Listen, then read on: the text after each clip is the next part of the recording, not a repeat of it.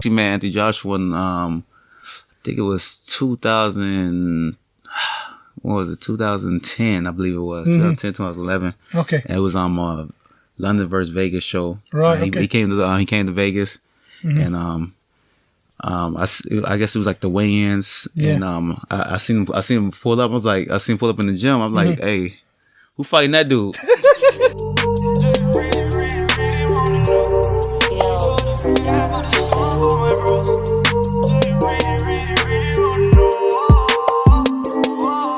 Welcome back to the MVP podcast, and today is a very, very special episode. We have one of the most specialist guests we've ever had. Yeah. We've got Andrew Tabiti, the Beast, all the way from Las Vegas. How you doing, Andrew? Doing great. Fantastic. Good to have you on. So, Andrew, you are from the Money team. Yes, You're part of the Money team. Yeah. So talk us, Andrew. What are you doing here in the UK? I'm coming to UK do my job to go, help out Anthony Joshua for his next fight with Ruiz. Part 2, and I'm pretty sure he's gonna get the victory. Well, if he's got you, then absolutely. I mean, so you're here. You're obviously preparing yourself as well, because obviously you're looking to bounce back and kickstart your career again.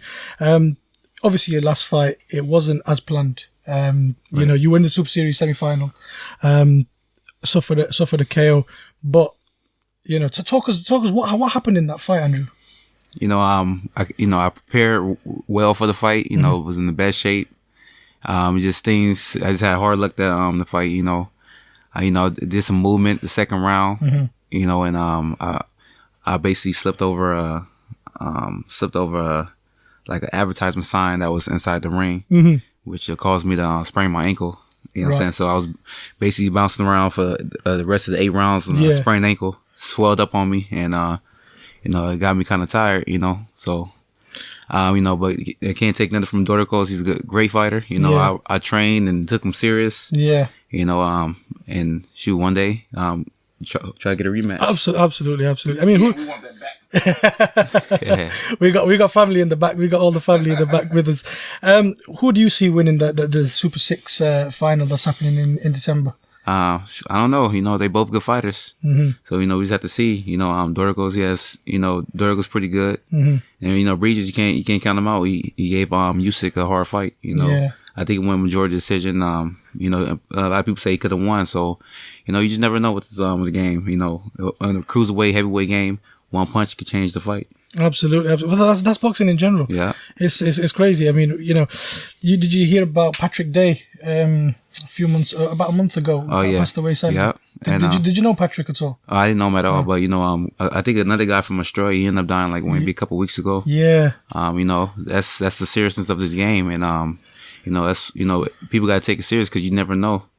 Sign up for. Absolutely. Well, that's the thing. I mean, last week we had a guest on, MMA guest Muji, and he was talking about the Logan Paul KSI fight, and one of the debates we had was that with MMA and with boxing, you can't play these sports. People like yourself dedicating your life to your craft. It's lifestyle for sure. Absolutely. And then you got people like that, YouTubers getting in the ring. I mean, don't get me wrong, it's all fun and games. Yeah. But at the same time, I say to myself, how can you guys be doing that when one punch could change your life? Yeah. You could fall over, something could happen. So, with yourself, I mean, how has it been with Anthony Joshua? How's Anthony Joshua treating you guys? Man, Anthony Joshua, man, it's crazy. It's a blessing. Man, real humble guy. The team is humble. It's way different than what I'm used to. I've seen the other camps, and man, treat us like family. Joshua, I think this fight he's gonna do his thing. He's in real good shape. Man, he beat me in the sprints. Hey, I run sprints like a cheetah. So what I'm saying. So Wakanda forever. You're moving like the Black Panther. Yeah, I'm not gonna lie. I've seen you in the ring. I've seen a few of your clips, and you are deceivingly quick for a big guy. Right, yeah. You are very, very quick. Right. Quick hand movement. And you mentioned the second round, you sprained your ankle a little bit. It was true because you were moving a bit differently. Because I watched the fight back, and to be honest with you, I mean, with your quickness, would you say you're the next Usyk? You're going to clean out that division? Oh yeah, definitely. When I get this opportunity again, I'm definitely gonna clean it out. I'm confident. Absolutely, yeah, no, I am too. I mean, sitting next to you, you're bigger than me, and not a lot of people are bigger than me. And I'm always, for the wrong reasons, I'm always the biggest guy in the room. Right. But I need to get in the gym with you guys for sure, absolutely. So what's next for you then, Andrew? Right now my focus is on helping Joshua. And hopefully I get a fight next. We just gonna see. We're working on something, and we're gonna see where God take us. Oh, absolutely. Just want to touch on the Mayweather gym and the whole TMT and what they've done for you. I mean, when did that transition happen? When did you move from Chi-Town, Chicago, all the way over to Nevada, Las Vegas? Nevada? I basically moved when I was like 13 to Las Vegas. I was raised in Vegas, so I went to high school. I went to a couple years, maybe like a year in junior high school, then high school, and in Vegas. I picked up boxing maybe like my 9th, 10th grade year, and I just fell in love with it. And I basically been raised in Vegas. My first trainer was this guy named Gil Martinez. He taught me how to fight, from scratch. I came in and didn't know how to throw a punch. He basically he taught me how to fight. The main thing when it comes to going there fighting, beating somebody up, you got to know how it feels. You got to get your butt whooped. So every single day, I got my butt whooped. He didn't allow nobody to take it easy on me. No excuses. You know what I'm saying? I got whooped on every day, and it got to the point that I said, you know what, it's not happening no more. Wow. And that's how you get good. You got to get in there, and you got to learn how to get your butt whooped in order to whoop somebody. And I've done a whole lot of ass whooping. Yes, yeah, for real. So 17 wins, 1 loss, 13 KOs. Yeah. It's an impressive resume. Yeah. It's only going to go up and up and up. That's all. Obviously this is a bit too far in the future, but maybe you've thought about it, maybe you haven't. And I think you've got the frame for it, but is heavyweight something you'd like to do? Oh yeah, of course. Them guys big though, but definitely I like to go up to heavyweight one day, and I look up to Levander Holyfield, and also my favorite fighter James Toney. Them guys came from a smaller weight class and went up to heavyweight, and been world champion and already dominated a little bit, and that's that's what the money fights like. Absolutely. Well, that's the division nowadays. You're chilling with one of the best. Yeah, so just my defense and my quickness, I could probably do some things in heavyweight. Do you think you could take that up with you as well? Do you think you could take that quickness? Because that's one of the things that goes with a lot of people when they go up is the quickness. Yeah, I think I could take it. I think it's just, I'm the beast, man. So, it's going to stay with me for sure. I love that. I love that. Yeah. What's the biggest thing that when you leave the UK and you go back home and you get back into training camp, what's the biggest thing or the most important thing you're going to take away from this experience, with Anthony Joshua, with the camp? Big experience, it's experience just being there with a world champion, one of the great heavyweights, no matter what anybody say. It's hard to be a gold medal Olympian and having having 4, basically unified belts, so you gotta give Joshua his respect, man, dude's a hard puncher, he is that man, so don't get it twisted. Like this guy, it's hard to get 1 championship belt. This guy had 4. So you got to put respect on him. Absolutely. Yeah. I mean, when you stand next to him, you must feel small. Oh, he's huge. Yeah. He's a big dude. Now, actually, man, Anthony Joshua, I think it was 2010, I believe it was. 2010, 2011. Okay. And it was on London versus Vegas show. Right, He came to Vegas, and I guess it was like the weigh-ins, and I seen him pull up. I seen him pull up in the gym. I'm like, hey, who fighting that dude?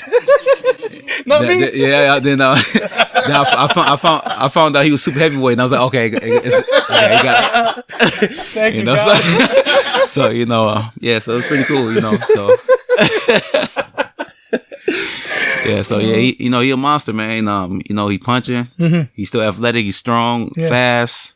He's Nigerian, so he gonna do it. He gonna do his thing. Well, that's actually quite funny because we cover the UFC as well. It's one of the things, MMA, UFC.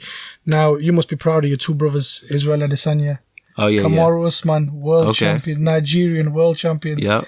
Is that something that's gonna come for you next year, 2020? Is that what you're chasing? Yeah, that's the plan. That's definitely the plan. You know, we definitely gonna get it. Absolutely. I believe that. I believe that. But yeah, I mean, what's for you the number one, you know, the career defining moment, would you say, up to now? You've had 18 fights. What would you say in that reign is your career defining moment? You know, I say maybe fighting on pay-per-view. You know, fighting 2-time world champion Steve Cunningham. When I first started boxing, you know, I knew I was gonna be a, you know, cruiserweight. That's one of the guys I looked up to. He was coming up cruiserweight world champion and stuff like that. So, you know, me fighting them and beating them. Also, Latif Coyote. I mean, that's, you know, it was cool. But, you know, being on pay-per-view, that was like a once in a lifetime opportunity. You know, a lot of people, you know, fight for a long time and never been on pay-per-view. And for me to do that, that's a blessing. And I'm very appreciative of Floyd Mayweather for giving me this opportunity to do that. Shout out Floyd. Shout out the money team. The money team representing. Who's your biggest inspiration then? And whether it's from boxing or not from boxing, it could be family, it could be. But who's your biggest inspiration? My biggest inspiration is my mom. You know, my mom, she's strong. You know, she keep it real. You know, she know her stuff. She guide me, and sometimes I don't listen, and I learn the hard way. But my brother's laughing in the back. But I say my mom, my mom falls down, but one thing about her, she always bounce back. Yeah. And, you know, for real, that's my biggest inspiration. That's deep, man. No. For sure. One last question for you. If you could pick any fight and you could fight the guy, who would it be and why? Who could be, but why? Any generation. It could be existing. It could be someone who's no longer with us, someone who's retired. It could be anybody.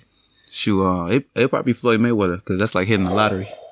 This is just for the money. What fight? Yeah, what fight? The catch is in the nickname. It's the money. Are we changing the Andrew, the money? Life, you know, that's hitting the lottery mess with Floyd. Or, you know, Canelo or somebody, you know. Well. All right. Big money fight. Can I get Andrew's number? I'm chilling with Andrew. Right? No, listen, I just want to say a massive thank you to you and your team for coming on today, you know, for taking the time out to help us. We're so appreciative. We genuinely appreciate it. Shout out to you. Shout out to the money team. Shout out to Las Vegas. Shout out to Chicago. Shout out to everyone. We appreciate you. Shout out, baby. Shout out to everyone. No, thank you very much for coming on, man. brother. I appreciate you, man. Thank you for inviting me. No problem. What's the number one rule of Fight Club, Andrew? Always talk about Fight Club. Yes. Peace. Yes, sir.